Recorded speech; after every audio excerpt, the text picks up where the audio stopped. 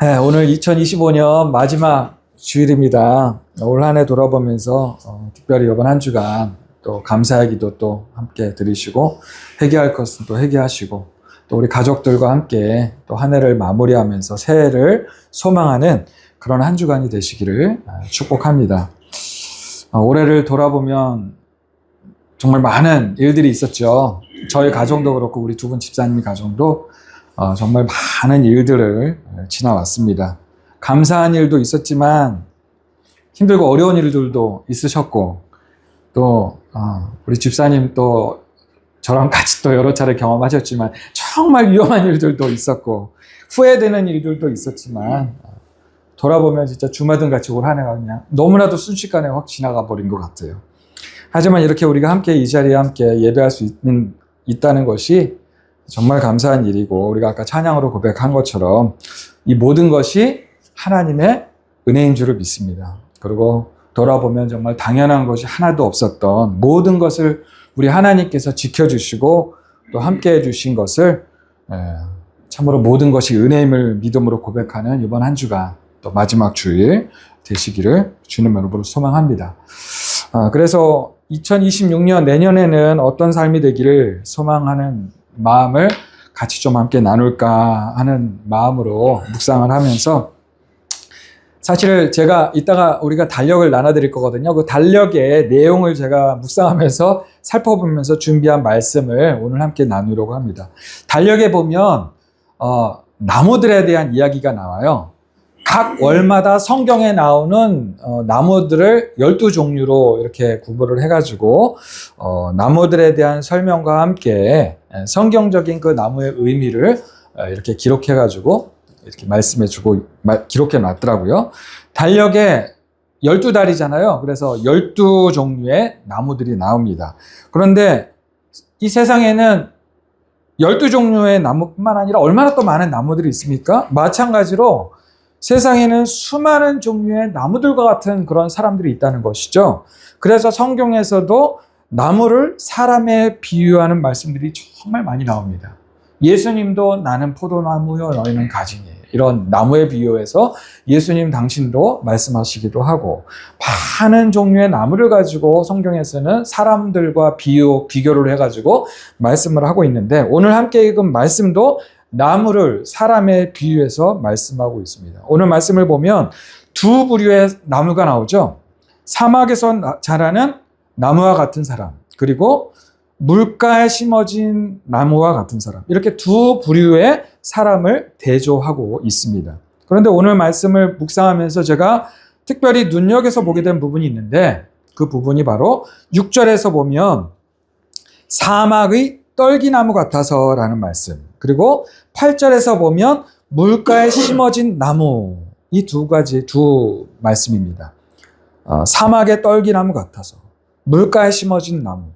여러분은 이 두 나무가 어떤 차이가 있는지 한번 좀 살펴보시기 바랍니다. 제가 한 10초 정도 시간을 드릴 테니까 사막의 떨기나무와 그리고 물가에 심겨진 나무, 이 두 나무에 어떤 차이가 있는지 지금 한번 살짝 한번 좀 발견해 보시기 바랍니다.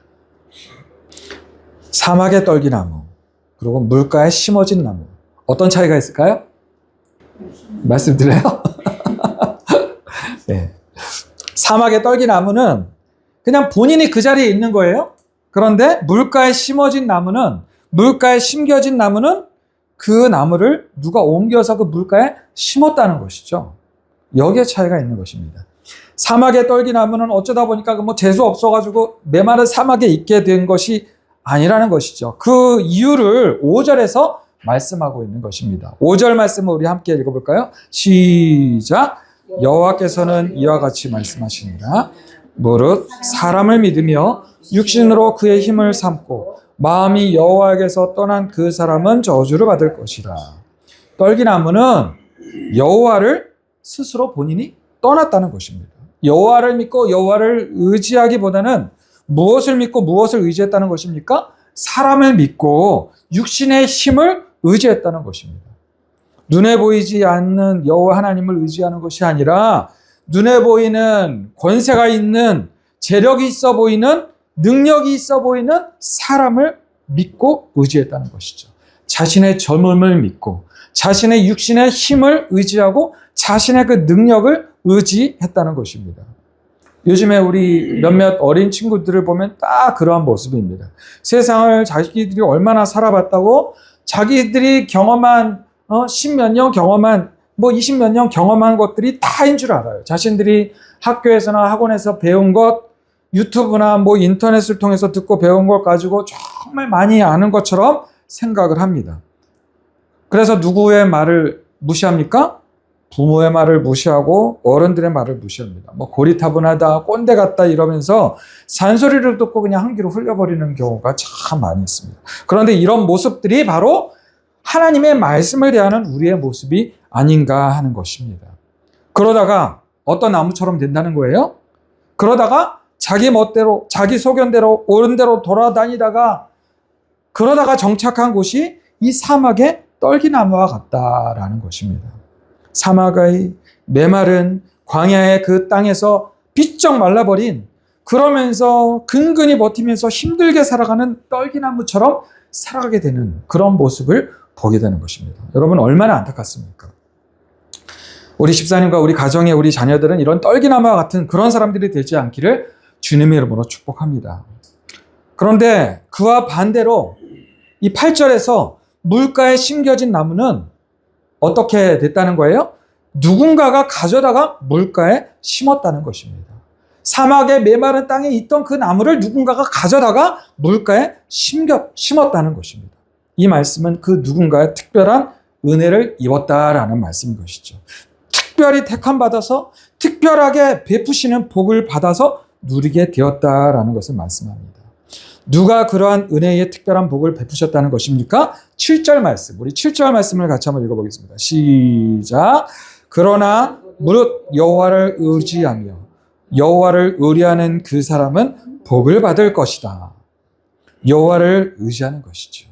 여호와께 의뢰하면 그러한 물가에 심기어지는 복을 받게 되는 것입니다. 여러분, 그런데 이것이 하나님께서 제정하신 우주적인 법칙이라고 우리가 볼 수가 있는 것입니다. 하나님께서 제정하신 법칙이에요. 창세기 1장 3절을 보면 하나님이 이르시되 빛이 있으라 하시니 빛이 있었고 라고 말씀합니다. 창세기 1장 3절에서 하나님께서 이렇게 선포하십니다. 빛이 있으라. 그랬더니 빛이 있었다는 거예요. 이 말씀은 하나님께서 빛이 있으라 선포하셨을 때에 온 우주가 시작되었다는 것을 말씀합니다. 제가 어려서부터 초등학교 때부터 과학에 대해서 참 많이 관심이 있어가지고 제 초등학교 때는 장래희망이 물리학자였어요. 그런데 이제 중학교 올라가면서 제 머리가 물리학자 머리가 아니다 싶어가지고 그냥 포기했었는데, 하지만 여전히 이 물리학, 과학 이런 것들에 참 관심이 있어가지고 어려서는 이런 과학책도 많이 봤고, 그리고 또 요즘에는 이제 과학 관련된 유튜브들도 제가 많이 찾아서 특별히 보거든요. 그러면서 제가 알게 된 건데, 이 빛이라는 것에 모든 만물의 근원이 담겨 있다는 것입니다. 이 빛이라는 것에 모든 만물이 근원이라고 할 만큼 엄청난 과학적인 연구의 결과가 또 나와 있더라고요. 사람들이 빛을 연구하면서부터 모든 물질 문명이 개발되고 오늘날 혁신적인 발명품들이 하나씩 나오기 시작했습니다. 빛을 연구하면서부터 그동안에 숨겨져 있었던 여러 가지 과학이라고 불리는 질서들이 하나씩 발견되기 시작했어요. 그러면서 그렇게 과학 질서들을 이용해서 빛을 이용해서 만들어진 것이 전기를 만들고, 전기를 만들어내는 발전소를 만들고, 전기를 이용한 TV, 스마트폰, 기차, 자동차, 반도체, 로봇, 인공지능, 이런 무슨 공학, 이런 모든 것들이 빛을 연구하면서부터 시작이 되었다는 것입니다. 모든 물질과 생명을 구성하는 원자, 분자, 세포 하나하나가 다 이 빛의 요소들로 이루어져 있다는 것입니다. 여러분 이해가 되십니까? 여하튼 모든 만물의 근원이 이 빛에서부터 시작이 되었다는 것을 이제야 우리 모든 과학자들이 이제는 인정을 합니다. 그런데 성경은 이미 그것을 말씀하고 있는 거예요. 하나님께서 수천 년 전에 기록된 이 창세기 말씀을 통해서 하나님께서 빛이 있으라 말씀하시면서 온 우주 만물의 질서가 이 빛에서부터 시작이 되었다는 것, 빛 대신 하나님으로부터 모든 만물이 시작되었다는 것을 성경은 이미 몇천 년 전부터 말씀하고 있는 것입니다. 여러분, 이 빛의 근원이 어디라고요? 여호와 하나님이 바로 빛의 근원이시고 여호와 하나님이 바로 빛 자체시라는 것을 분명히 선언하고 선포하고 있는 것입니다. 제가 왜 이 말씀을 하냐 하면 빛으로부터 시작해서 모든 우주 질서를 만드신 하나님께서 세우신 또 다른 우주적인 창조 질서가 바로 그 빛 대신 하나님을 믿는 사람들, 그 빛이신 하나님을 믿는 사람들, 그 빛 대신 하나님의 말씀을 믿고 그 말씀에 순종하는 사람들은 그 빛 가운데 거하게 된다는 이 우주적인 질서를 하나님께서 또한 만드셨다는 것입니다. 그래서 여호와 하나님의 그 말씀을 믿는 믿음의 사람들에게는 물가에 심겨진 나무와 같은 끝없는 복을 누리게 되는 것이고, 여호와 하나님의 말씀을 믿지 못해서 하나님을 떠난 사람들에게는 메마른 사막과 같은 그 광야의 떨기나무 같은 그런 저주를 받게 된다는 것입니다. 성경은 끊임없이 이 두 가지를 대조하면서 비교하면서 설명해 주고 있습니다. 왜냐하면 이 두 부류의 인생을 소개하면서 우리로 하여금 그렇다면 너희는 어떤 인생을 선택할 것이냐라고 우리에게 말씀하고 있는 것입니다. 신명기 28장에 보면 하나님께서 모세를 통해서 이스라엘 백성들에게 복의 말씀을 그리고 저주의 말씀을 전하시고 계십니다. 이 신명기 28장 전체의 말씀을 통해서 그 복의 말씀과 저주의 말씀을 전해주고 있습니다. 먼저 우리 신명기 28장 1절의 말씀을 같이 한번 읽어볼까요? 같이 한번 읽겠습니다. 시작! 내가 네 하나님 여호와의 말씀을 삼가 듣고 내가 오늘 네게 명령하는 그의 모든 명령을 지켜 행하면 네 하나님 여호와께서 너를 세계 모든 민족 위에 뛰어나게 하실 것이라. 이 말씀을 선포하시면서 이제 19절까지의 말씀 내내 하나님께서 하나님의 말씀에 듣고 순종하면 어떤 복을 받아 누리게 될 것인가를 계속해서 19절까지 말씀을 전해주고 있습니다. 그리고 그 다음 신명기 28장 20절 말씀을 함께 또 읽어볼까요? 시작! 내가 20절 말씀. 자, 시작! 내가 악을 행하여 그를 잊음으로 내 손으로 하는 모든 일에 여호와께서 저주와 혼란과 책망을 내리사 망하며 속히 파멸하게 하실 것이며, 이 말씀을 시작하시면서 20절 말씀부터는 저주의 말씀을 하십니다. 그런데 마지막 절이 68절까지거든요. 68절까지의 말씀을, 저주의 말씀을 하나님께서 마구마구 쏟아내십니다. 이 창세기 28장은 하나님께서 우리가 우리 자녀들에게 계속 이렇게 막 어떻게 하면 너희들 복 받을 거야, 어떻게 하면 너희들 참 이 세상 진짜 힘들게 살 거야, 이렇게 경고하지 않습니까? 그런 말씀을 20명기 28장에서 하나님께서 계속해서 이렇게 말씀하고 있는 것이고, 성경 전체가 바로 우리를 향하신 하나님의 복과 저주의 말씀을 계속해서 이렇게 말씀하고 있는 것이 성경인 것입니다. 자, 중요한 것은 이 복과 저주의 분기점이 무엇인가 하는 것인데, 그것이 바로 이 하나님의 말씀이라는 것이죠. 이 하나님의 말씀을 믿고 순종하느냐, 아니면 이 하나님의 말씀을 듣고도 믿지 않고 순종하지 않느냐, 불순종하느냐라는 것입니다. 그런데 여러분, 이 하나님의 말씀, 이 복과 저주의 말씀을 끊임없이 들은 이스라엘 백성들이 결국에는 어떻게 되었을까요? 순종하는 복을 누리는 백성이 되었을까요? 아니면 불순종하는 저주받은 백성들이 되었을까요? 사막의 떨기나무가 되었을까요? 아니면 물가에 심겨진 나무가 되었을까요? 자, 이스라엘은 이와 같이 특별하게 하나님으로부터 경고의 말씀을 끊임없이 들었음에도 불구하고 결국에는 이 이스라엘은 사막의 떨기나무처럼 되어버려서 저주받고 멸망해버리고 말았습니다. 그래서 솔로몬 왕 이후로 남과 북으로 이스라엘이 갈라졌지 않습니까? 북쪽 이스라엘은 BC 722년에 멸망당해버렸어요. 그리고 남유다 왕국은 BC 586년에 바벨론에 의해서 멸망당하고 말았습니다. 결국은 이스라엘은 사막의 떨기나무같이 되어버렸다는 것입니다. 자, 여기서 중요한 것은 이스라엘과 같은 우리 인간이 결국에는 사막의 떨기나무와 같이 될 수밖에 없는 그런 저주받은 존재였다는 것입니다. 우리 모두가 그랬다는 것입니다. 근데 여러분, 그런 저주받을 수밖에 없는 사막의 떨기나무가 하나님의 은혜로 말미암아서 어떻게 되는 것입니까? 물가에 옮겨져서 심겨지는 나무가 되어버리는 것입니다. 어떻게 해요?